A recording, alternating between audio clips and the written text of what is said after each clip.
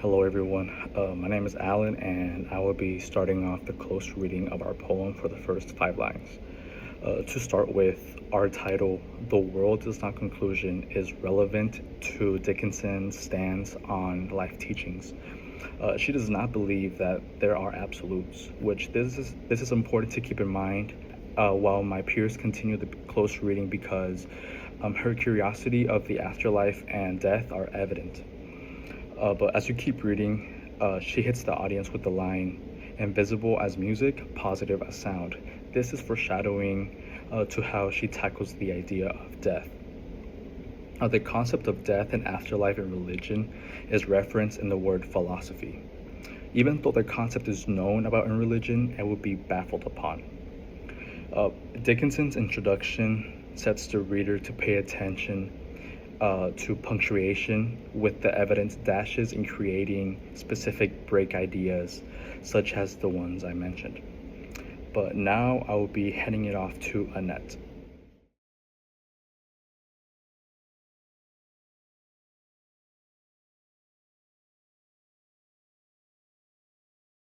Okay, so I got lines 6 through 10, which say, Philosophy don't know, and through a riddle, at the last, sagacity must go. To guess it, puzzle scholars.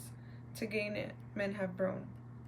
In the poem, Emily Dickinson engages with mysteries of the afterlife and the limitations of human understanding. In the first line, philosophy don't know has personification suggesting that even scholars that have a lot of knowledge even fail to understand the truth beyond death. It also emphasizes that philosophy fails to understand the ultimate truth about life after death. Afterlife is one of the biggest mysteries for humans. Dickinson also presents the truth beyond death as a riddle. In the line Sagacity Must Go, it implies that wisdom offers no real answers when it comes to any spiritual questions. Dickinson heavily critiques the expectations of scholars being know it alls, using irony to highlight their confusion. Furthermore, through slant rhyme, Dickinson disrupts the poem's flow to mirror the uncertainty beyond this world.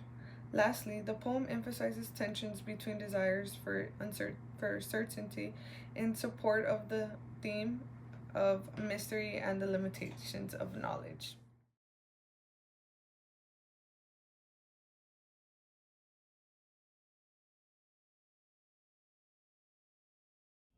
I was given lines 11 through 15, which reads, Contempt of generations and crucifixion shown, faith slips and laughs and rallies, blushes if any see, plucks at a twig of evidence. So the beginning two lines, I believe, whenever it talks about the contempt of generations and crucifixion shown, it's symbolic of the generations of believers that have suffered and been martyred simply for searching to understand their belief and what the afterlife holds.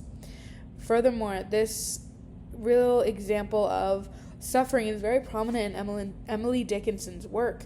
Douglas Anderson wrote a journal called Presence and Place in Emily Dickinson's Poetry, and he talks about her poem Pain Has an Element of Blank, where Dickinson discusses the emptiness that comes in the aftermath of great suffering.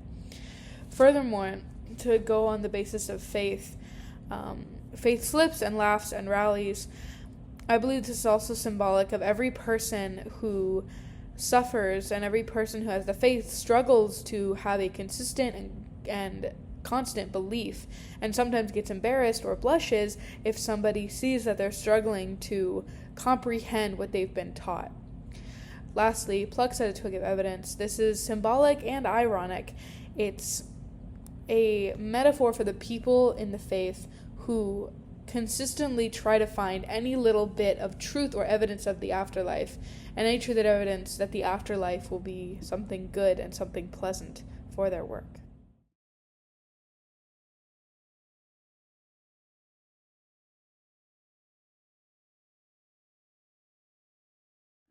I'm going to be reading lines 16 to 20.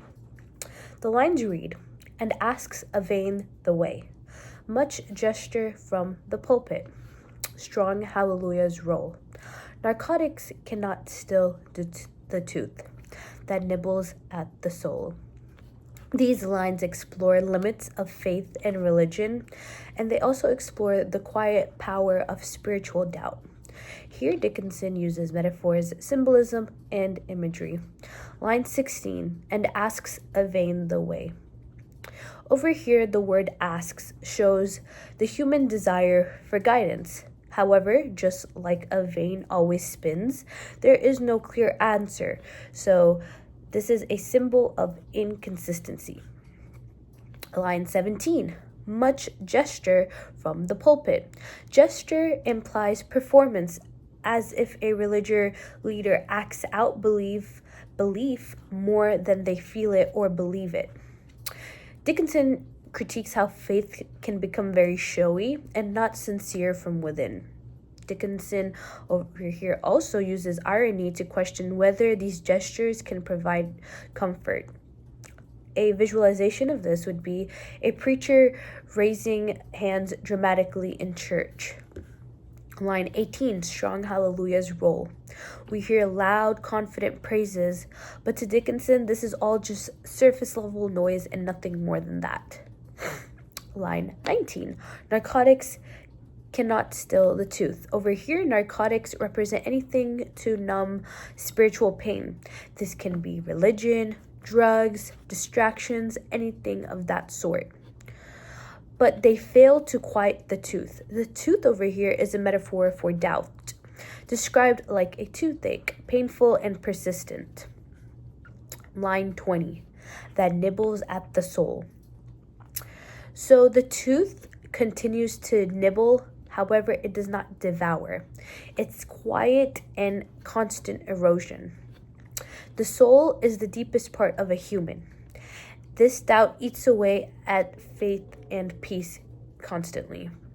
The poem ends with a sense of unease, showing just how powerful unanswered questions can be affecting a human soul.